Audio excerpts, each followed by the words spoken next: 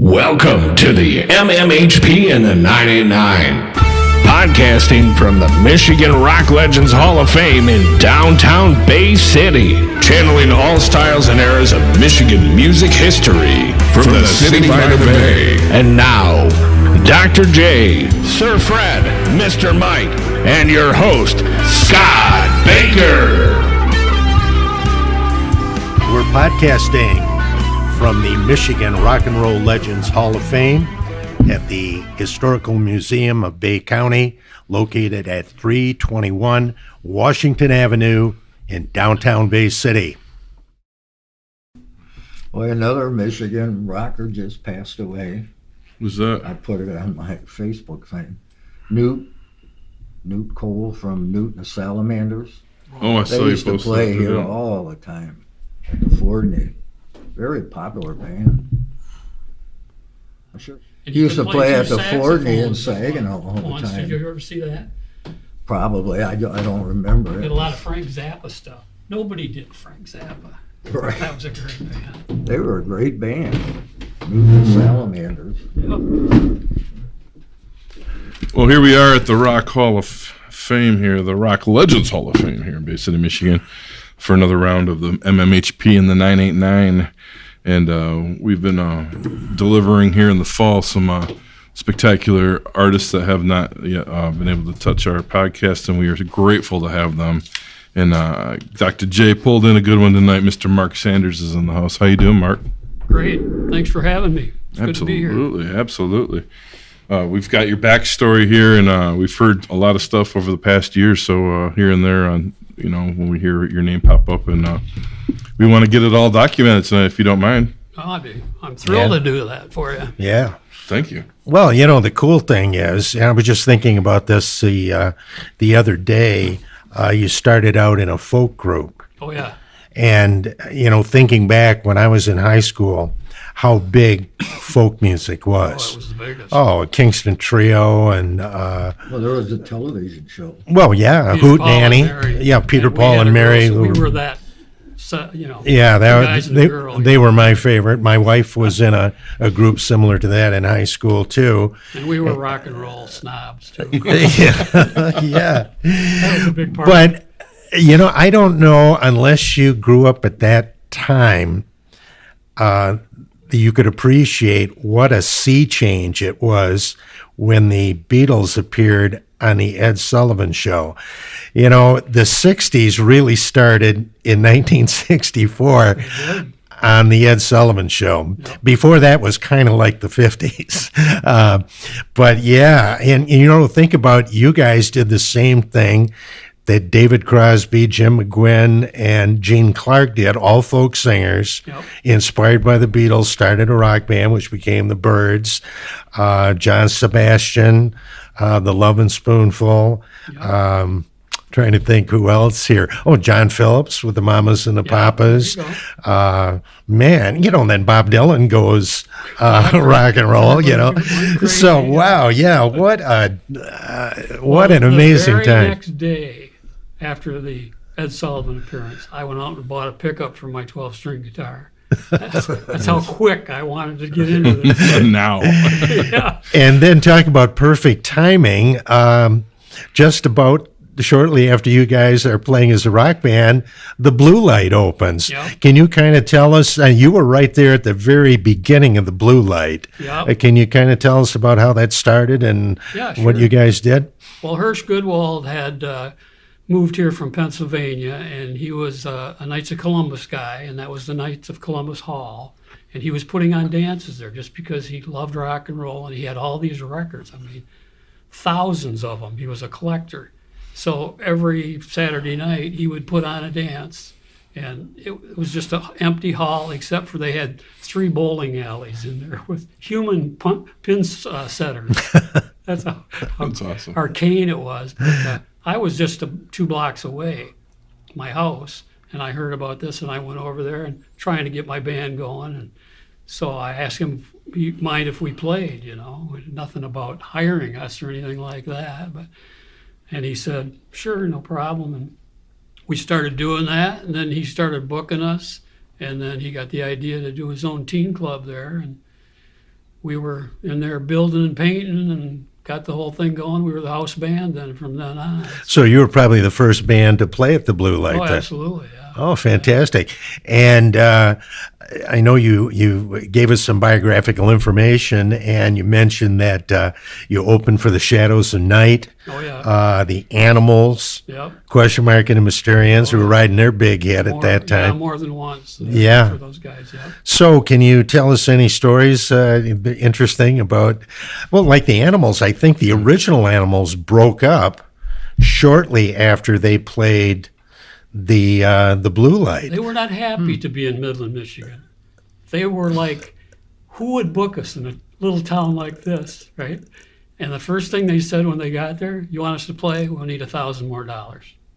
So these guys that had the Blue Light had to go get $1,000 and give it to them. And they were very belligerent, especially Eric Burton. And he insisted on drinking beer for the entire set. He had it sitting out on a music stand turned up like this. And I mean, totally illegal. Yeah. And everybody was just walking on, pin because, they could walk out at any time. So, but they did their show. They did 2 shows. Okay. We had one during the day for the younger kids. Yeah, that was pretty typical in the teen clubs. Yeah. So they played both of those. How did they sound? Were they still pretty good? Fantastic. Oh, my God. Yeah, they were a great band. They were That's a for great certain. band. Eric Burton, what a singer. Yeah. You still got the great voice after all these years. How about the Shadows of Night? I was a big fan of Gloria and Oh Yeah, Yep. a couple of their early singles. That first album, I still have it. Yeah. What were they pretty good live as Oh, well? they were real good live. They were talking about how the song took off and they weren't ready for it. They didn't even have equipment or anything. So they had to, hurry up and get the band together and buy a van. It was kind of just a studio project. That's all it was, But the funny thing about them is that we had this funny smell coming out of the dressing room before I knew what that smell was. So we had no idea, but they were great guys, just regular guys. There was waiting time between the night show and the afternoon show, and they just played catch. Yeah, that's what Vicky Cox said, that she remembered them out throwing a football around outside of the Blue Light, and just typical guys. Yeah, they, the Rationals had also recorded a version of Gloria. Yeah. That was, I thought, a little bit better actually than the Shadows of Night. I But love those guys. but the Shadows of Night beat them to the punch. Oh, yeah. So I think that you can still find that Rationals version of Gloria on some of the compilations that are out there. But we had the guts to play that song when they were there appearing. That's awesome. I look back on that now and I thought, man, what were we doing? Yeah. Well, that was such a big bar band song, for that whole summer and however long that was on the charts. I mean, everybody was playing that song. Anybody can play it. Oh, It's yeah. an easy song. Exactly. So that's fine. Yeah. So how long did the Rogues last? The Rogues went on. I left the Rogues and went with the Next Exit Blues Band. That was a mutual decision. I got tired of being at the Blue Light. That was there's a big world out there, I wanted to get out and play. And, but they became the first version of the Seventh Court. They merged with another band, and they had 2 drummers. Hirsch is the promoter of this, see? And his motto was dueling drums in 5 dimensions. Whoa. And they played all over, and they did a record. Dick Wagner produced a record for them. And I guess it got played on KNX or something. But, Now, I saw a picture, and they had some outfits on that oh, yeah. I didn't think were really that cool looking, to say the He least. loved the New Colony Six, who had kind of that Paul Revere and the Raiders look. So he dressed these guys up, and I call them elf suits. To me, that's what they look like. Yeah, they look almost like medieval. Yeah. That was a long way from cool. I don't know. I said, that I'm sure glad I missed that phase Yeah, of it. really. But then they ended up quitting Hirsch. So he hired a whole new group, same thing. I mean, 4 or 5 times. And then I was in the last one. I was a drummer. So that was the horn band. You probably heard of that. Okay, It's yeah. one of the things I sent you. So you got to know Dick Wagner a little bit? Oh yeah, quite a bit. Yes, Want to hear a funny story about Dick well, Wagner? certainly, yeah. He was the mainstay of the Blue Light, I know. Oh yeah. So anyways, Kirsch asked Dick if he would give us some advice because we were just starting out. So we went backstage, and Dick, for some reason, is focused on the drummer.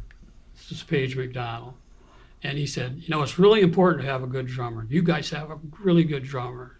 Now, that's all I remember, the advice. We come in the next night, and the drum riser had been moved to the front of the stage. Wow.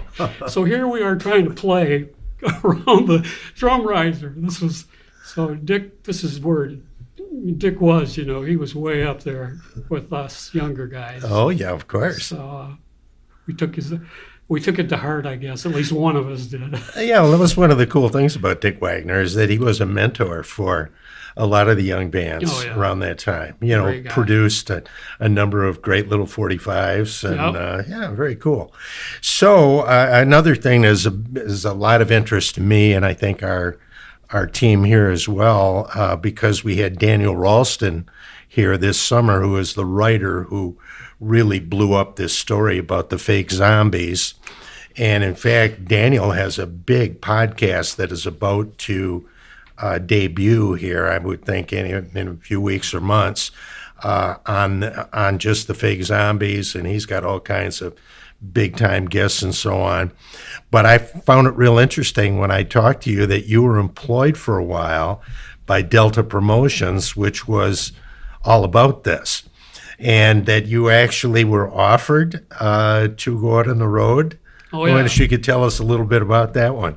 Well, what happened was that I didn't know this was going on. I was hired to book local bands into teen clubs. That's what my thing was. I was just trying to hook up with a band myself, and I figured that was a good place to do it, which I did. I hooked up with this Canadian band, and I went up to Canada, and when I came back, the place was just shut down. So that's... You missed it. Well, I was before I left, I was on to what he was doing. He made no bones about it. Totally normal to him, I guess. Well, I guess, you could buy the name. That was, it really didn't even cost very much money to actually buy a group name. It all came down to, just the morality of, are you telling people that this is a band that had the hits and you're putting somebody else out there? Band, Well, that's it. That's what has to be done now. Yeah. Because even I would think when Winona Parks started booking acts coming in, I can remember specifically the Marvelettes coming in and performing, and there are these young gals that are, like in their late 20s or something like that, talking about our hits and then when this was the top of the charts, and you could get away with doing that. But it was actually Mary Wilson and a number of other artists that passed a bill that you cannot bill yourself as in a group unless you have at least one original member. Right. So that's why everything is a tribute band today. Otherwise,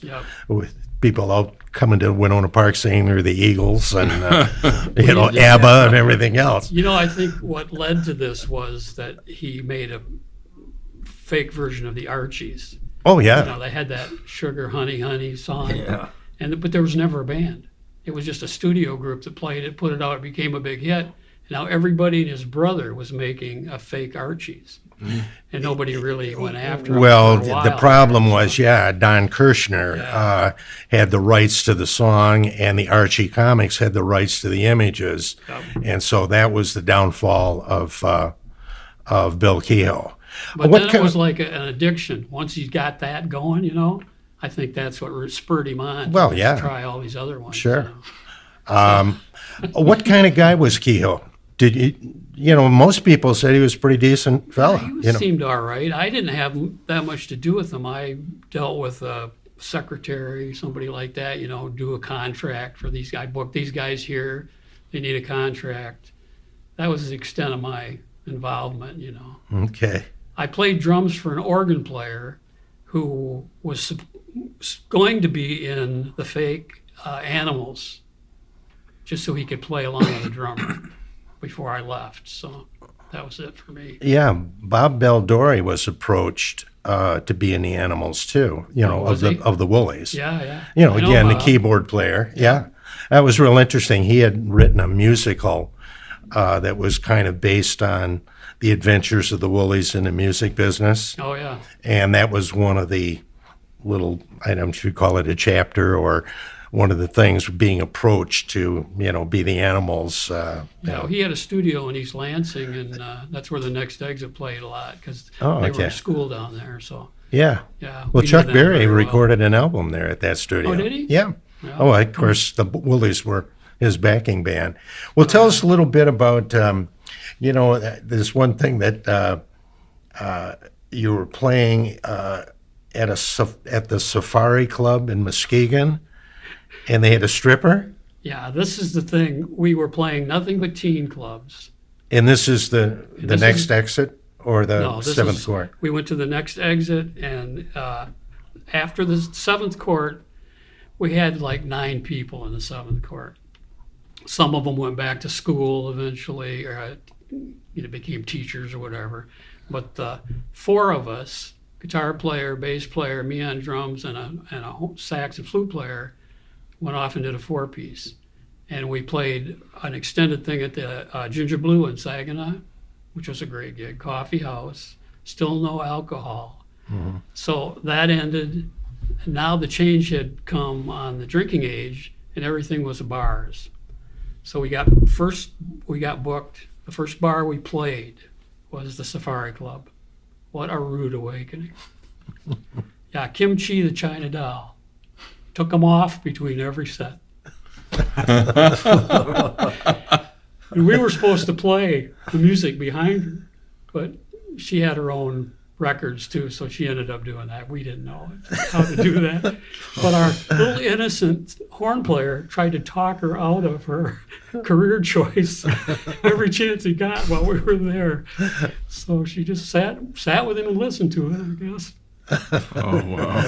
Talk about one extreme to the other, little innocent teen club to the Safari Club. yeah, wow. Yikes. So what's next after your experience at the Safari Club? This is the Jewels. Yeah, the Jewels would have been the guitar player from the Seventh Court and I. And it was interesting because a lot of the people in our neighborhood, people we went to school with, were all playing music. So we took our friends and put a band together, and we had a nice little run. We played a lot of bars and stuff. So it was a good band. About 5-piece.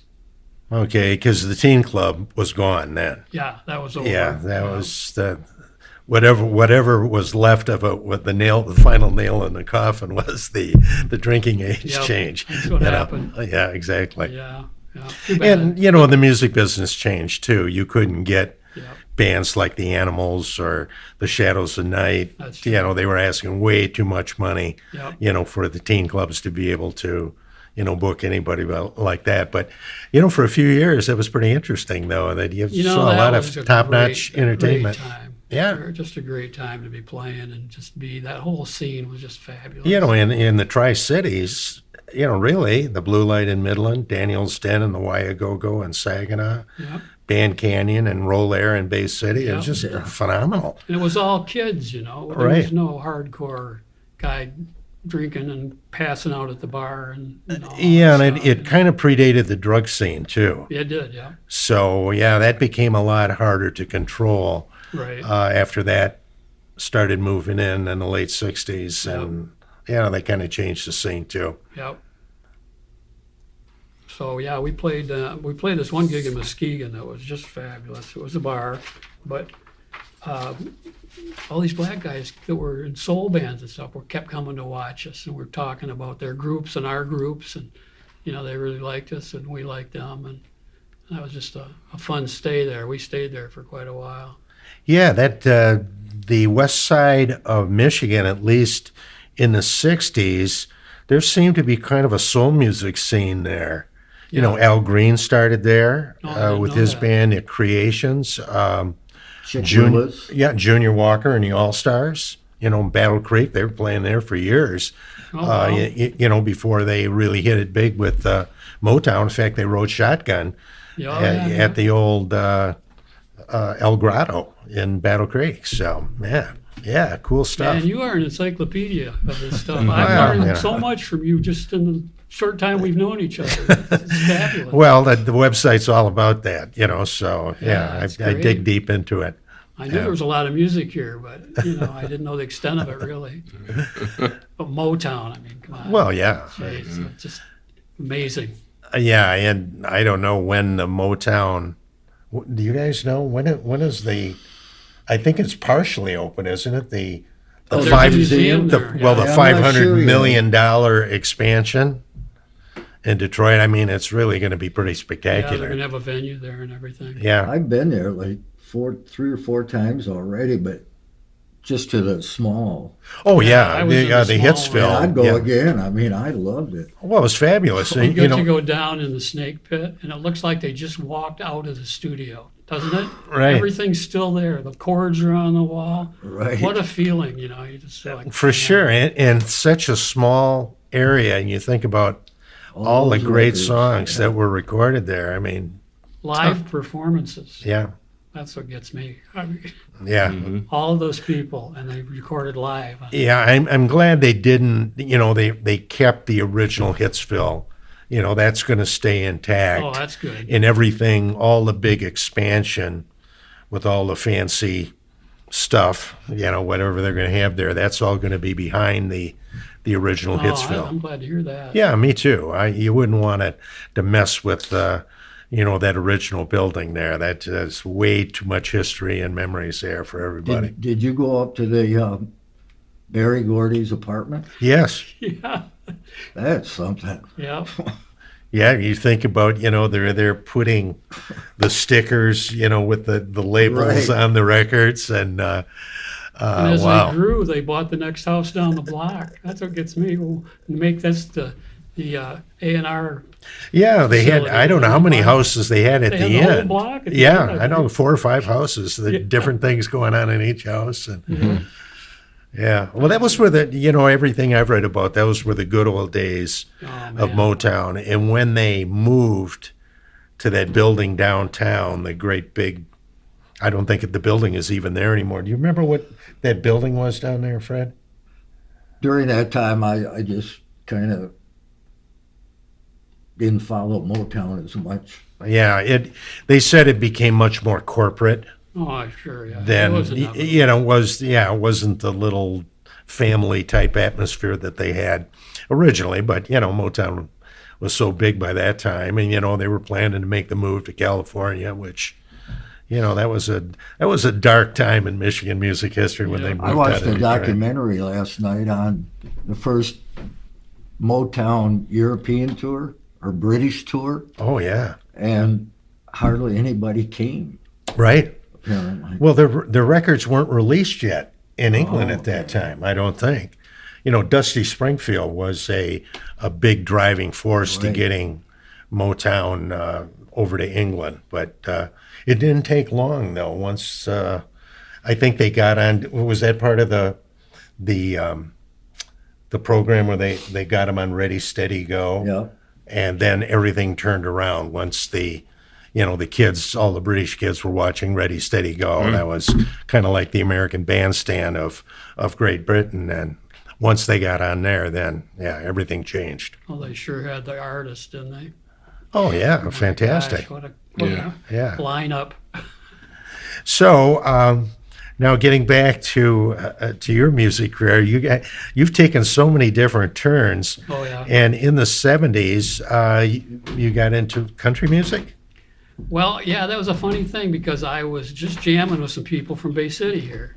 And we were actually had a little studio down on Marquette Street down by the water there. Okay. Do you remember any names here? Yeah, Mark Long, Royce Wilbanks, the drummer, Mark Boyce, Mike Boyce was the Okay. drummer. I don't know. Does that ring a bell to any of you guys? I didn't know these But guys. that name of the band, the Wild West Show? Well, what happened was Somewhere I they had remember that. original songs, and I had some original songs, and they had never played out. And we just get together and play these original songs. And I was drumming freelance, filling in for people and that type of thing. I wasn't really working full-time at music or anything. But I thought, this is stupid. I got a band I'm playing with all the time. Why don't I do the country thing was huge then. It was like Urban Cowboy. Remember that? All that stuff. Yeah. So we just did that. We learned all these songs. We went out and were very successful. We played every weekend. Well, then a little later, we played Chuck Berry songs just to give them something to dance to, the country crowd. And that's what they really liked. And then the 50s thing came along, Happy Days. And there were all these bands, Moose and the Sharks, remember them? Yeah, I certainly do. They're in the Hall of Fame. Yeah, that's Flash, was it Flash and the Cadillac Kids? What was the guy's Myron name? and the Deltrons. I forget what the girls, they had a girl group too that was featuring the So-and-So sisters or whatever. Yeah, the Cadillac Kids played at Delta. When Delta was having all those concerts there all the time. I can't think of the guy's name. Flash somebody in the Cadillac Kids. Wasn't it KIDZ? Yes, I believe it was, right? Yeah, there was a lot of them. It was a big thing. And so we decided we're going to do that. Yeah, well, there were a lot of 50s dances around here. Dan Kretschmann, the guy that was for years, he had the 7-Eleven on Broadway. He would have dances like at St. Hyacinth's Gym. It would be absolutely packed with people, Oh, yeah. just playing nothing but 50s music. Well, we would play was a real high big schools deal. and colleges was our big thing. And in high schools, we were coming in at the end of 50s week. And they were dressing up, playing the role, the Happy Days role. But we had alter egos. We were acting as, Spike and Angel, and we had all these skits. I did the Monster Mash with, I had a stained lab coat with a spider on my shoulder and a fog machine. I did Teen Angel. I had we had different costumes for every set. I had a shredded varsity jacket, and I had a steering wheel and a column out of a wrecked car. And I would go with the hand mic out and sing in the crowd. And right towards the end, I would break down. Right, And the teen tragedy song. Find a girl to cry on her shoulder, and then she would pat me and say, "It's all right." And I'd come back and finish the song on one knee. I mean, we're the Ham City. Oh, my God, They yeah. ate it up, Was that the Slick City Rockers? Slick City Rockers, I remember that name too. Oh, yeah. Well, of course, and we remember that Eddie and the Eat-Outs Right. with our friends. That's a little borderline. Yeah, exactly. I don't think they ever put that on any of the marquees. That was just like No. they That would was, come it was out. the Gilmore Brothers. Yeah, And then if it felt right, they went in the back room and they came out as Eddie and the Eat-Outs. oh yeah, that was pretty funny. They used to do stuff like that. One time they had a police officer had one of them handcuffed, and brought him in to perform. They would just let him out of jail in order to perform at the Holiday Inn. It was funny stuff. Oh, yeah. The drummer would come out we had a tricycle that was chromed, had pipes, it had flash bombs in it. He would come pulling up to the stage, blow the flash bombs, and somebody in the band would say, "Hey, man, Killer was his name. Killer, that's quite a nice ride, man. What do you call it?" "Well, it's Grease Lightning." Well, that was from the movie Grease. Oh, sure. So we'd rip into that. Right, perfect. Okay. Oh, yeah. Everybody had two skits. That was the deal. So how long did that last? That sounded like you guys were having a lot of fun with Oh, that. yeah. Probably 4 or 5 years, I would think, till the fad ran out. you know. Right. Yeah, as all things do. Yep. All right. So then is this when you moved to Northern Michigan? Well, And then in the band forever? we came up to, we did a lot of other gigs first before we went up north. But we got this 4-night-a-week gig in Frankfurt area up there. I don't know if you guys have ever been up there. Just a beautiful area up there. Yeah. And we ended up staying there a year. 4 nights a week. And when we're done, of course, the band wants to go back on the road. And I said, I'm out. You can't get any better than this. I'm staying. Yeah, that's a beautiful part of Michigan, that's for sure. So then, do you give up music at this point for a while, or? No, I had a band called the Shakers, and we I played. remember them. Yeah, and we played a classic rock, but we were all blues guys. Right. So whenever we could get away with it, we would shift into playing blues. In fact, we bluesed ourselves out of a few gigs, but we had a great time. It was a fabulous band. That I have a live recording of too, which is really good. So you had a female singer, Gwen Frostic, or? No, Gwen Frostic was an artist that I went to work for in a day job. Oh, okay. And she, fabulous person. She had 300-acre wildlife sanctuary right on the Betsy River. She had a showroom, and you would come in, and there'd be all of her prints, her nature prints and stuff. And she had books that she'd written and illustrated with these block prints. But you'd look over the railing, and we'd be down there running these printing presses, these old letter presses. And her theory was that nothing people like seeing more on vacation than somebody working. And she was right. They just lean over and ask you the dumbest questions you can imagine. Those things run on steam. That's the one that sticks in my mind. But I was always playing on weekends. Oh, okay. Yeah. So is Gwen no longer with us, or? Yeah, she passed at 92. I left a couple years ahead of that. I worked there for 14 years. Wow.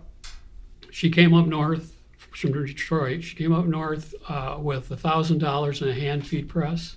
When she died, she left $30 million to Western Michigan University. My Fairly gosh. successful. I would say so. Fantastic. Is her place still, did she sell it, or? She gave it to a friend of hers, basically. Okay. Did they kind of keep it going? Kept her Or? going for a few years. Her one nephew was a press operator. He stayed on and helped with it for a while. And then it was sold. They got into tax trouble, I think, these people. They had a restaurant up there, too. That's what I heard. So they sold it, and somebody else took it over. I don't know how many times it's been sold, but it's up again for sale. But it's quite a few $1 million for the place. Oh, So I yeah. don't It know sounds like a how- beautiful spot. Oh, it's gorgeous there. I mean, Yeah. I'm sure some millionaire will pick it up. Oh, yeah. Didn't the Shakers play in Saginaw a lot? 'Cause I no, we played up. There was another band, I think, called the Shakers that you're thinking of, much a earlier. trio, I think. Yeah, I Kind of think, a rockabilly. I think I saw them once at Putters up in Sanford. They didn't last long. But this was way down the line from that. And I thought, well, this name isn't being used. That's a great name. Let's go for it. So,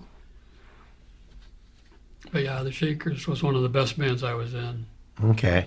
Now, is this around the time where you met your wife up north? My second wife. Your second wife? Yep. And that's when I moved up to Traverse, where she was from. Okay. So life in the big city now, you know. Yeah. The things we do, you know. I thought I'd be in Frankfurt forever. Yeah, well, Traverse City has really grown over the Oh, my years. You've God. seen Full a tilt big now. change, there, no It's doubt. like a smaller Ann Arbor. Yeah, it's really out of control. And she grew up there, my wife. Her dad was a sheriff for 30 years. And she actually grew up in the jail building. They had the sheriff's quarters in the building. So what I always kid her about, I said, at least Annie and Barney got to go home at night. You know? But, you know, everybody knows her that. She said she could clear out a hippie party, and like that, just walk in the door. Yeah, sheriff's daughter. Yeah. That's a big burden to carry, Yeah, it is a big when you're burden. young. No doubt about it. Yeah. Or the same thing if you were the sheriff's son. So this is when you started doing your own thing, your own Yeah, my original music. Yeah. Mark When Sanders band. yeah, when did that begin? What was the first? What year did that kind of start? Boy, that's a good question. 20 years ago, maybe. Okay, Thinking about how long I've been married, all right, it's hard to know when it actually started.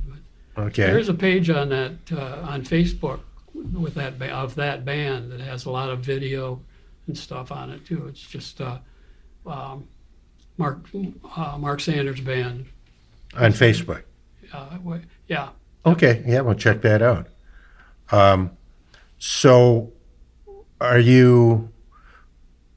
where did you record? I mean, is there a studio up there, or No, are you doing like I a learned home? to do it myself. So you've got like your own home studio? Well, now now with the digital stuff, man, to have that in your house is fantastic. It's unbelievable. Anybody that takes the time to learn how to operate that stuff and has talent can make a record that sounds totally pro. Well, our host, Scott Baker, is pretty knowledgeable about such matters. Okay, Scott, maybe you could kind of weigh in here on what you've done with, is it Pro Tools? Is that what you're working with? Yeah, I use Pro Tools for the podcast as well as in my studio when musicians come through or making my own records. Actually, when Andy Reid went Pro Tools in our area, he said, just go Pro Tools. That way we're all across the board, like pro studio ready. Now, I had worked with Wagner for 3 years at Downtown Digital, and that was taking we did DAT tape, at the time, but we were getting into Nuendo, which was Steinberg's version of Pro Tools. So I was slowly looking at that, Ray York was doing a lot of that work at the time, but it didn't take long before Andy went from reel to reel, from the Haskells to Chad Cunningham, I think, at Bullfrog Records, got a digital board out there. And Andy called me and he's like, I'm going Pro Tools. And, I was talking to Wagner after he moved to Arizona. He's like, Pro Tools is everywhere. It's the standard. So I use Logic. Yeah. And as I say, there's people that use Logic and across the board, they're all wonderful. But I've really familiarized myself. And then over COVID, I really honed in on it. And now I record with musicians from around the world. You know how I learned to record on that stuff? Oh. YouTube, yeah. This is another great way. Teach yourself how to... Music tech help guy. Oh, absolutely. He'll answer any question you can think of. It's wonderful when you learn the tricks of the trade. And, it is. After you learn proper miking and sound isolation, to go to Pro Tools, or to go to any editing software. I record everything direct except for the vocals. And I have a U87 Neumann mic for that. Oh, wow. Vocals. Well, when you hear this, you'll hear how I did. Good stuff. Expensive. I've had a lot of airplay with this stuff. That's just great. Where do you find your airplay for your music? Well, I'm big in Britain.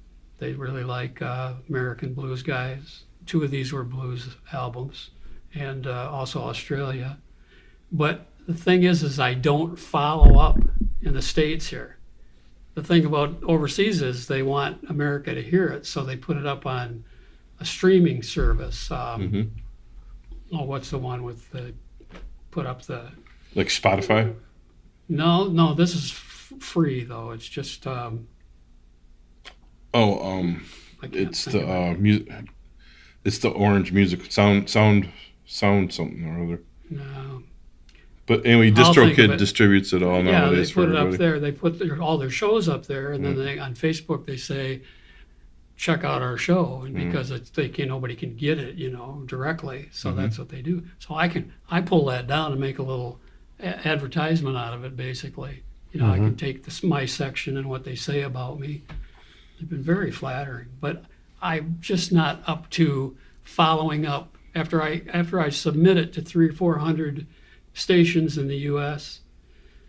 I wait and see if the Spotify checks come in and stuff, but I'm not going to go back and follow up on every show that I, gave us to. You'd have to hire somebody to do that. Yeah, absolutely. Yeah. Are you playing in support of your music? I mean, do you have a spot where you can go out and...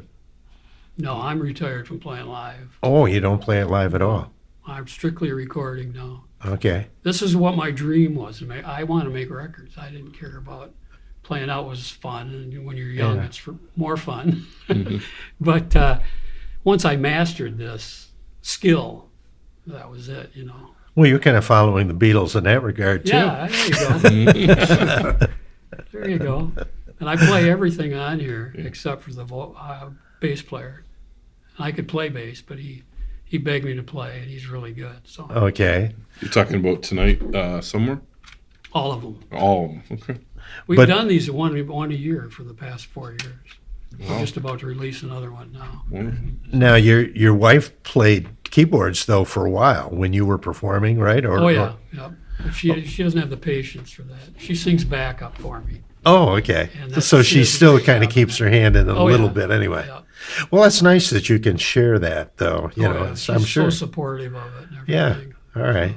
it's- So what does your wife do?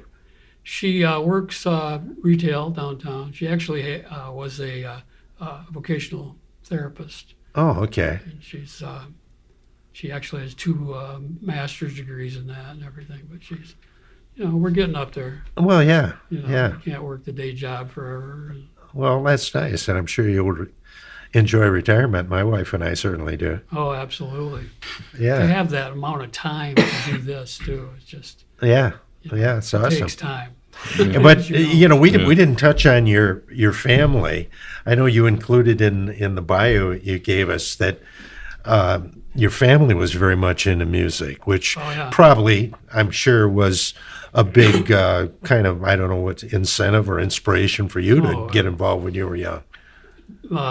Midland has the Dow Music Society, and they put on Broadway shows. And my dad played the lead in every one of them.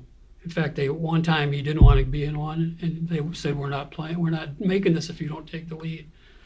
I mean, he just had it. He was offered to go to New York and become a star and everything, but after World War II, these guys wanted calm life, just a regular life, So So what did he do in Midland? he worked for Dow, and then he worked for a printing company after that. Did he know Hirsch when he worked at Dow? Because Hirsch was Yeah, employed by Hirsch Dow, was wasn't Yeah, he? he's a chemist. Yeah. My dad was a purchasing agent, Oh, okay, so they different. never would have crossed Yeah. tracks. But he actually was a purchasing agent that went to work for a printer. So it's kind of a shame. Okay. But what a voice. And you can hear him on, if you go to YouTube to Mark Sanders Music, there are lots of recordings of these bands I've been in, and there are recordings of my dad also. Fantastic singer, everybody says. So How were those recorded? With your dad doing the vocals, were they just recorded, right from the performances? no. I pestered him for years to come up to my studio and record. Oh, He finally okay. did it, Okay. and he did pop songs from his era. Oh, nice. It was great. So your dad has passed, I'm Yeah, assuming. yeah. But that's so nice that you have a record Oh yeah, of his talent. yeah, absolutely. If he wouldn't have come up and you wouldn't have done that, that would have been lost, Yeah. forever. That's pretty cool. There are live recordings of the shows and that somewhat, but of course they're like they're a million miles away. Right. Yeah. That's Somebody in the audience or whatever. It's hard to, record things live and get the quality that, Yep. unless it's set up for actual recording a live concert. Yeah, it's difficult. You do like Something's Gotta Give by Sammy Davis Jr. Just that sort of 40s thing. But we grew up with this going on, and we used to go on dress rehearsal night and hang out backstage and watch them put their makeup on and the whole bit. Were there instruments around the house too? Is that how that started? My mom was a piano player. Yeah. But you gravitated to the guitar and then drums, right? Well, you got to get the right piano teacher.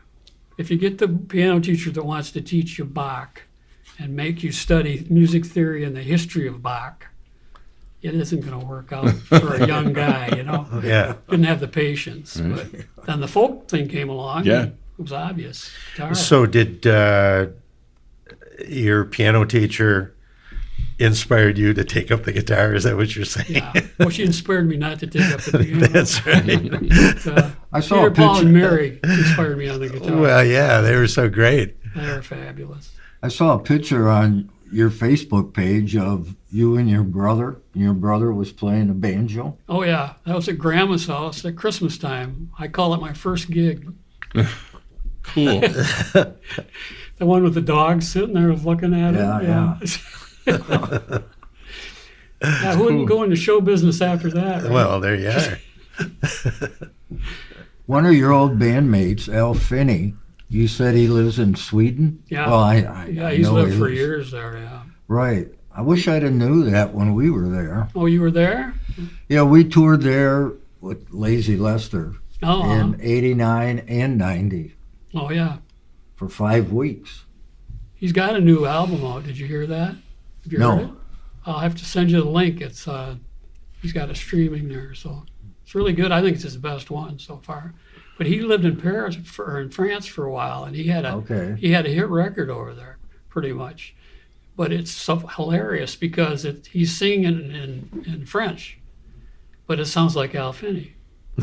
Okay. You know, he just this. It was. There's another guy, I can't think his name right now, but he goes to Jamaica in the winter. He's That's from Terry Midland. Gillespie.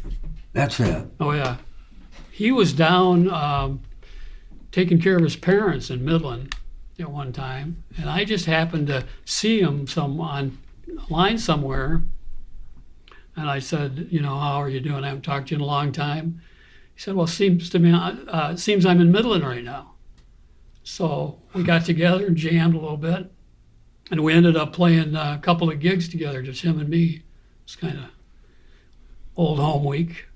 So is he playing reggae down there? Well, he goes down in the winter, Okay.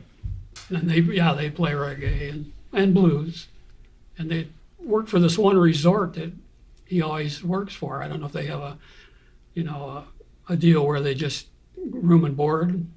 I don't know what the deal is, but then he moves back up to Canada and does that on the nicer part of the year in Canada, you might say.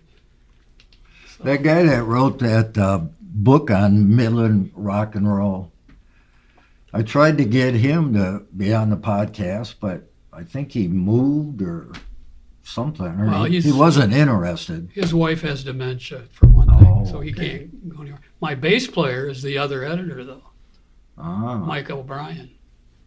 He'd probably come on. He was in a lot of local bands. Randy Markey let me look at his copy, and it was pretty interesting. Yeah. You believe how many people, how many musicians there were in little old Midland? I had no idea. I know. Crazy. Yeah, he worked long and hard on that. The guy that wouldn't do it. Think I could bring up his name?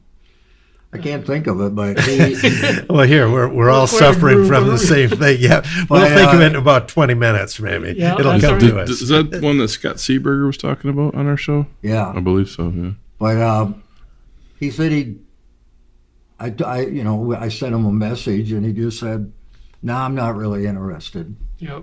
So I just said, "Okay." We all did interviews with him and this and that, and furnished pictures. And Well, I know Randy furnished a lot. oh yeah, we all met with him, and he interviewed us, and it's just a tremendous amount of work. And then the bass player, Mike O'Brien, happened to move back to Midland, retired from he was out west, and he worked as a writer for a technical writer. Mhm. So he was good friends with this guy. They're both bass players, so they got together and that helped it get finished, I think. So, but geez, what a nice thing to have, It's a keepsake. Well, Things right. this thick, it's unreal. I tried to get a copy like a year ago, and Yeah, he just sold them to the musicians, and that was it. Wow. So, Yeah, I'm sure he self-published it, right? Oh, yeah. probably. Yeah, yeah. They were selling it, I know, at that record shop in Midland. Oh yeah. oh yeah, Recently? camps. Yeah. Yep, they went quick though. Well, Must have had a barcode. I contacted them to see if they were interested in my books, to leave them there on consignment. They never got back to me. You had a book out? I have 2 of them Oh, on local music. oh, cool. Yeah. It's that barcode, Fred. Well, the I'm Midland thinking, Library, they have them. I'm thinking, Symbol right on now, that and Scott, maybe the same thought came to you that, maybe Fred and Ziggy could get together and come up with a song called Barcode Blues. I think Albert Collins already wrote one. Oh, perfect. I think it was Perfect. Well, you could always alter it slightly to Fred's Barcode Blues, Yeah. Really. Oh, boy. Or build yourself. Wait for this as third Albert book, though. Collins. There you go. Pull a keyhole, eh? Can't play guitar though. Fred's still working it, though. He's quite the author. And you got your third book on the way, and think we'll get that next year? I know we've been talking for a couple of years, but I'm changing it. uh-oh. I'm cutting out all the later rock and roll bands because they're on Gary's website. Oh, And you he's going with doing mainly the films polka of and it. stuff? And So why repeat it? yeah, So I have enough for country, jazz, blues, R&B, doo-wop. Let's not And then forget the polka. early- yeah, you did a lot of polka and the work. polka. Come on, polka. All right. And the early rock bands. And the original plan was to end it when 96 Tears became #1. Oh, uh-huh. But Tri-City Records, the R&B label, didn't start until 1969. Choker Campbell and Oh, Kenny Anderson's place. So I wanted, because that company has never been written about. No one knows, and the Tri-City Records are really, really collectible. That's cool. I didn't really know about that. No, I didn't either. I've had quite a few things in this area from Owasso north. Well, the guy he's dead now, I guess he committed suicide, from the Hughes Corporation, that big hit they had, which I can't think of it. Rock the Boat? Rock the Boat, yeah, Oh, Rock the yeah. Boat, baby. Mm-hmm. He started out on Tri-City. I don't know how I came up with that, Fred. yeah. I'm Usually, impressed. Thank usually you. take me 15, 20 minutes to come up with that song title. Rock the Boat, yeah. I don't know. That was a huge hit. So, Mark, you're recording your records at home. How many albums do you have out now? In this new era of digital recording, Yeah. I'm just finishing up my fourth. And right before that, now. Oh, I had 4 more before that. were They're they done on vinyl, tape or cassettes, vinyl, no, they're CDs. CDs? So you got about 8 records out then. Yeah, yeah. Okay. I never really promoted those much though, or did. Just gave them to friends and that type of thing. Just kind of learning. So you got the big box set coming out in a few There years. you now. go. Right. Now, did you do any singles in the 60s or 70s when you were, because you said there was some Oh, yeah. original writing going on in some of those bands. Slick City Rockers did a single. Is that on 45? Yeah. Yeah. So do you ever come across yourself on eBay or anything? I had a hard time finding it because nobody had one. Was that on Butterscotch? Was Yeah. that the label? Yeah. Yeah. If you don't like it, you can always eat it. The guy was all 50s. He was our booking agent too, Jerry Patlow. Well, he's a famous name in, music circles in the Motor City, Yeah. without a doubt. Oh, is he? Oh, yeah. King of Greece is what he called himself. Wow. Yeah. No, there's the start of your box set right there. You put that first single on there, let's digitize it, and what a collection that'll be for yourself. Boy.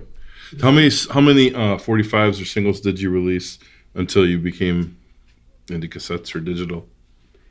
I really didn't do anything other than Just the one. We had some live stuff. We just released it on. It must have been cassettes back then, Okay. but and sold a few in the bar and that type of thing. Kind of like a promo to get your band booked. Yeah, things Yeah. like that. Yeah. A lot of Yeah. people did that. We never took enough pictures. I mean, I don't know what we were thinking, but Well, that comes up on our show a lot. I'm always Nobody asking about did. that, but yeah. Mark. Well, Nobody it's did. just the gig, playing Yeah. the gig and you're having fun. They're so rare, to see Yeah. anything, like anybody playing in clubs, especially. You don't see pictures. Yeah. In all those teen clubs, nobody, very few pictures.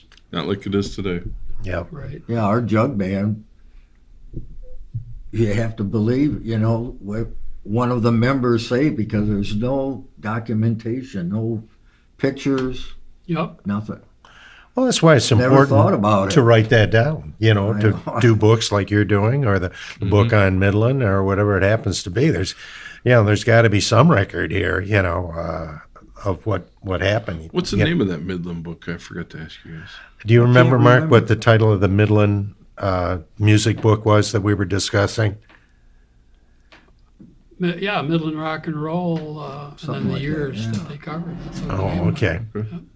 Now, when you cut your single, that 45, what studio? I mean, this may have We been went what to you Cloudborn down in Detroit. Cloudborn. Yeah, it wasn't cheap. It's a name I haven't heard.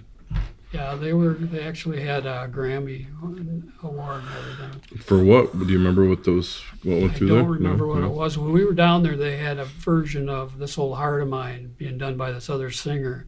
And it got on the radio, and everybody ran out of the studio and turned the car radios on. Oh, Oh, okay. nice. Right while you were down there. Yeah, That's good timing. So, 2 songs, $1,700.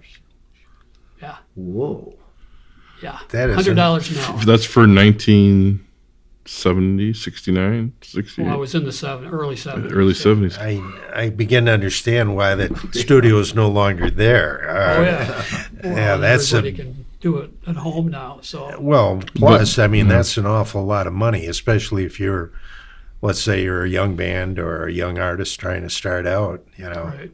And I hear a lot of stories back then. Some people would take the midnight shift with the brand new engineer, and they get it for a lot cheaper. Did you guys have a premier Oh, yeah. time and We all had that? the guy, and the he real was- and the yeah. guy. Okay, And he was very helpful, Yeah.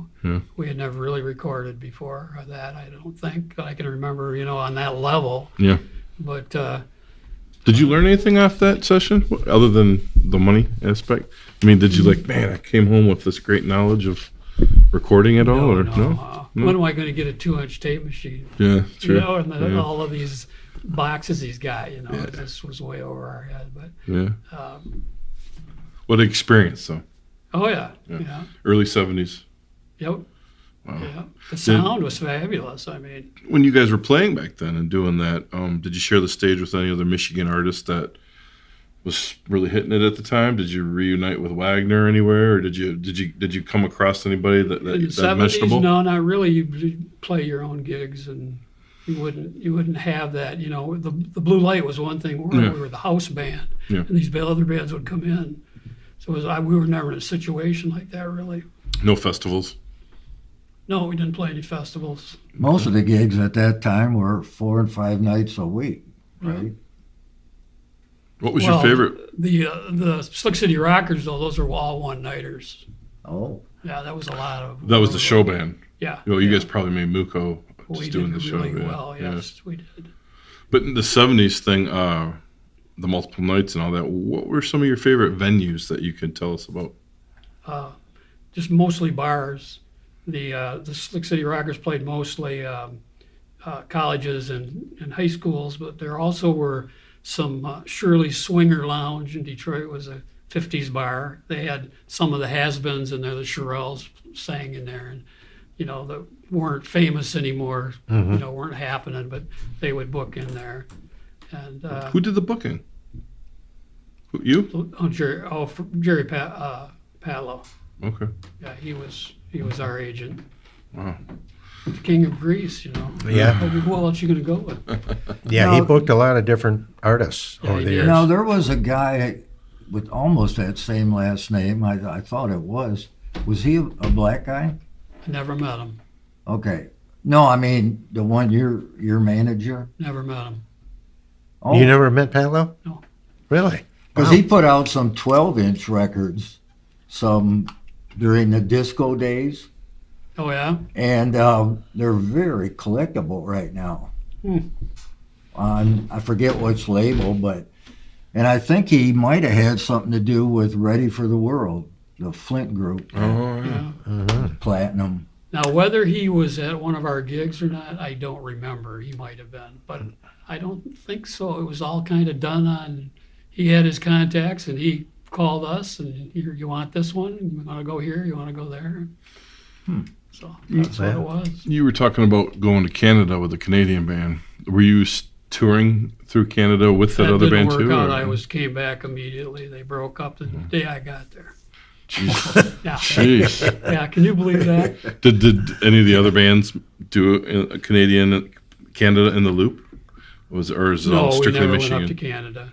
No. Just strictly Michigan. No, Yeah. I was in Atlanta, Georgia for a while. Well, that's the closest we ever, with a guitar player from the 7th Court. We had a band down there. Can't for the life of me think of the name of it. But we played at a Holiday Inn there. It was a steady gig and everything. And he had an offer for record contract with Impulse Records, kind of a jazz thing. But they were bought by ABC Dunhill, who immediately discontinued the unprofitable jazz label. Yeah. You know how that goes. I've read But that in some things. they had a promotion for the Southeast United States, was trying to find us a producer.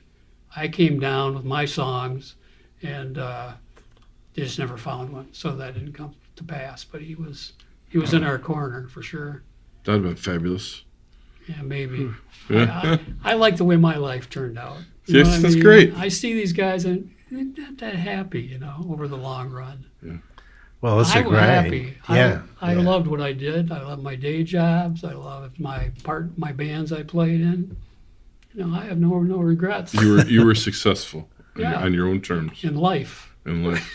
Yeah. Good for you. That's Well, being that's happy, great. I mean, really. That's, Yeah, that's it. you know. got your health, you're happy. Didn't you know, become a drug addict, that's right. drunk or whatever. It's a good thing. Yeah.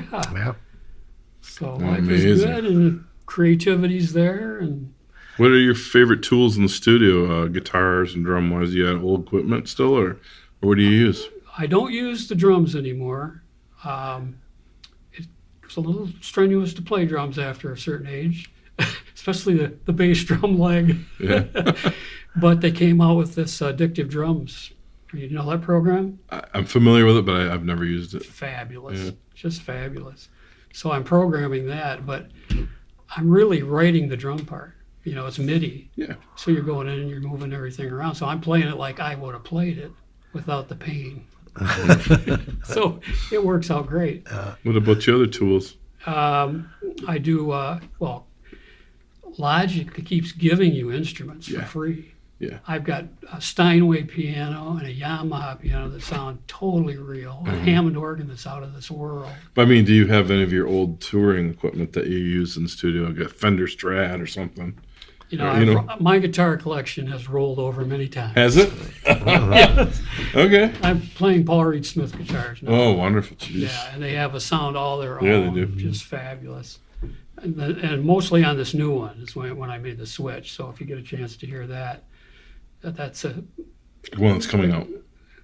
yeah. I've just got everything's recorded and mixed.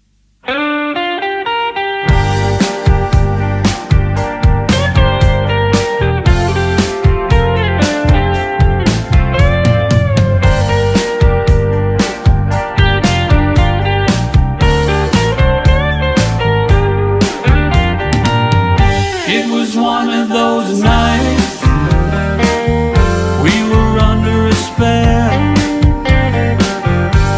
It might have been magic, you never can tell. What could it be that brought you to me? Was it the night? Just meant to be on a night like that. It's a natural fact. We're gonna jump in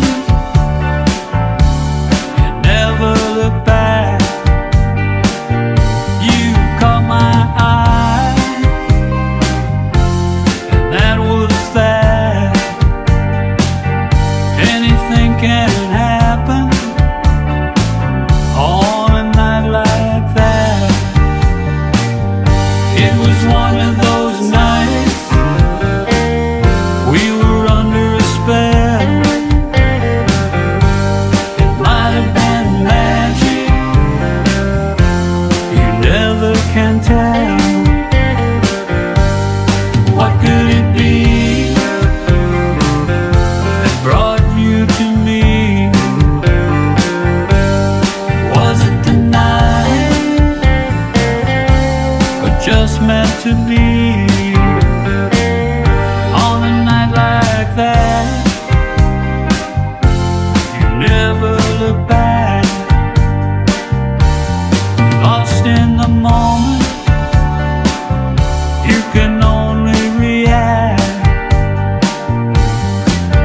need to wonder. It's just a fact. Anything can happen on a night like that.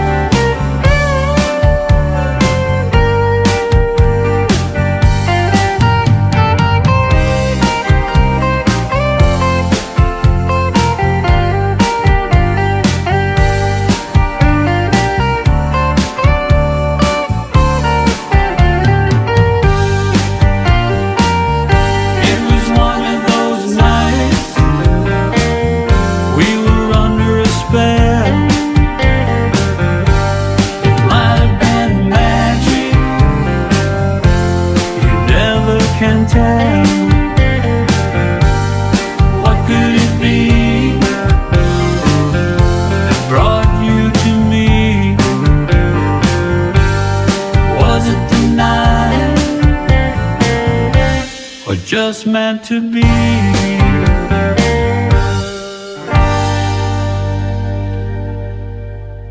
If you go on my Facebook page, I've been posting the songs as I get them done, and they're just very emotional songs. They're Yeah. more. Yeah, I've listened to a few of them. They're really nice. And the comments are, in fact, my wife's niece said, "I don't know anything about music, but your music moves me." So now that is a compliment. Right? Yes, Yeah. it certainly is. Yeah. So so the Paul Reed Smith guitars are used on there, and the new pianos that I have and everything. So it's really a cut above everything. We can't wait for it, Mark. Yeah, Thank you definitely for get your. thank you for coming on the show, man. Yeah, absolutely. It's been a pleasure to meet you and listen to your story. too. Yeah, it's been outstanding. Thanks, Mark. Really great. Wow, thanks for having me. The MMHP is hosted on Apple, Spotify, YouTube, and our own Libsyn podcast site. You can also search MMHP 989 on Facebook for up-to-the-minute information, as well as both Dr. J and Sir Fred's album picks of the week, posted every weekend. Don't forget to look for Mr. Mike's local music live series, posted frequently on MMHP's Facebook hub, as well as Scott's Mid-Mitten 15 from Harvest Canteen, featuring one-on-one interviews with Michigan music artists. You can connect with Scott on the web at scottbakermusic.com, Dr. J at michiganrockandrolllegends.com, Sir Fred at fredrife.com, Mr. Mike at YouTube at Mr. BT1. That's MRBTEE and the number 1. Brought to you by Michigan Rock and Roll Legends, located both inside the Bay County Historical Museum on Washington Avenue, as well as Scotty's Sandbar on Evergreen Drive at the Bay City Middle Grounds. On behalf of our hosts, Dr. J, Sir Fred, Mr. Mike, and myself, this podcast wouldn't have been here without the voice of the MMHP, Mr. Eddie Switek, the generosity of the Bay County Historical Museum, which hosts the Rock and Roll Legends Hall of Fame, as well as this podcast, Mr. Alan Garcia, all of our guests, and especially to the listeners. We want to thank you. Good. What a deep history of, and that you're proud of it all. That's winner chicken dinner right there, man. That's, Absolutely. that's good. Thank you for sharing with us. Yeah, it's my pleasure to do that, Jesus. Yeah. What a history. Yeah, it was great. Yeah, and giving us this outline was outstanding. Yeah. I made So we're this really- for my own memory problem. Well, it worked out. yes, it worked out perfectly. Yes, we went right along with it. Yeah, Yeah. it was I had to do outstanding. that I was being interviewed one time, and I thought, boy, I don't want to Better get do all it, screwed yeah. up, so I kind of wrote one like this. I'm sitting there, my phone's wherever you go. You're sitting there and you're watching, you're talking to your wife or watching something on TV, and something will come up from an actor in a movie that you can't think of their name. I Google it. I Oh, can't yeah. stand the me way. too. Oh, I know it. Well, that's the beauty of having that phone with you. It's like Yeah. having this incredible font of knowledge right at your fingertips. Yeah. Yeah, we use it all the time, too. Yeah, I just bought at Costco in Midland a huge box of baklava. So I got to eat it all. So I ate 2 of them. That depends how fat the joint is. Well, everybody's different, you know. Yeah. Freddie's like, I'm looking up shit and eating baklava. It's all fucked up in No, here. I'll just eat 2 other, they're little. Get inspired to do a little bit of clicking and recording while you're at it there. No, but I know about the sugar thing, and I'm trying, but That's honey, isn't it? I still That's natural. I like baked